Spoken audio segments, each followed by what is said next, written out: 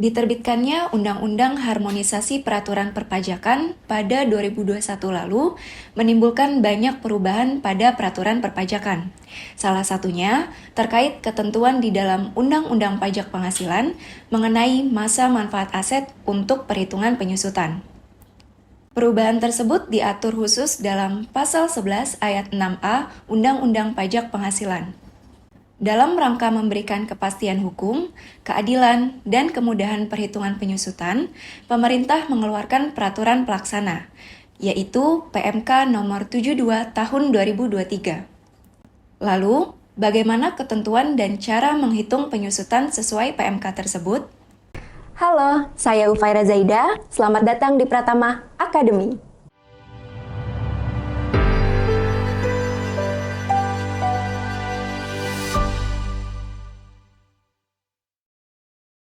Isi PMK 72 tahun 2023.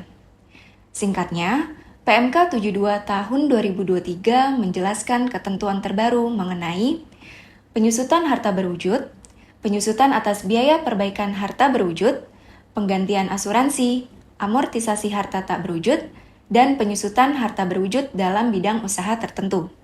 Pada video kali ini, kita akan ulas mengenai penyusutan harta berwujud. Penyusutan harta berwujud. Secara keseluruhan, perubahan mengenai penyusutan harta berwujud pada PMK ini hanya terdapat pada penentuan masa manfaat kelompok harta berwujud berupa bangunan permanen. Sesuai dengan Pasal 6 Ayat 2 PMK nomor 72 tahun 2023, wajib pajak kini dapat memilih masa manfaat bangunan permanen, yaitu selama 20 tahun atau sesuai masa manfaat sebenarnya berdasarkan pembukuan wajib pajak.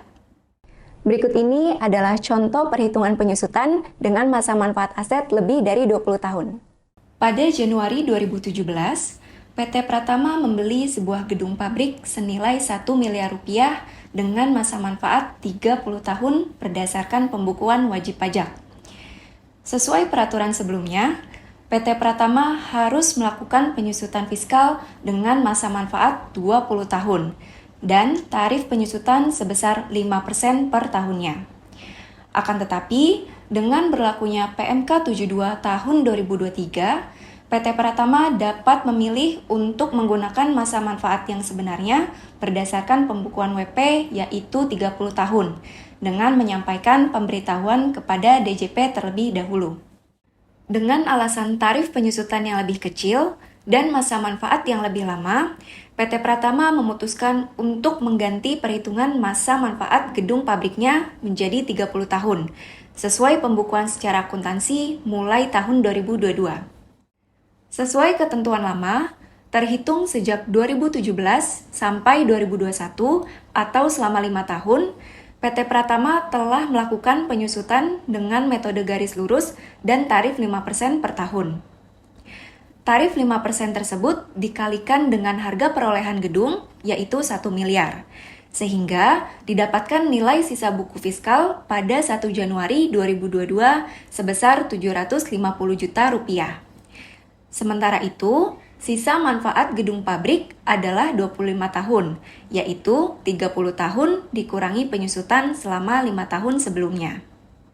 Mulai tahun 2022, tarif baru penyusutan gedung pabrik milik PT Pratama juga dihitung menggunakan metode garis lurus. Cara menghitung tarif yang berlaku adalah 100% dibagi sisa manfaat gedung pabrik 25 tahun, yaitu 4% per tahun. Tarif 4% dikalikan dengan nilai sisa buku sebesar 750 juta, sehingga besaran biaya penyusutan gedung pabrik adalah sebesar 30 juta per tahun. Dengan demikian, penyusutan gedung pabrik akan habis di tahun 2046 nanti. Terima kasih telah menyaksikan. Kalau ada ide untuk bahasan selanjutnya, silakan tulis di kolom komentar ya.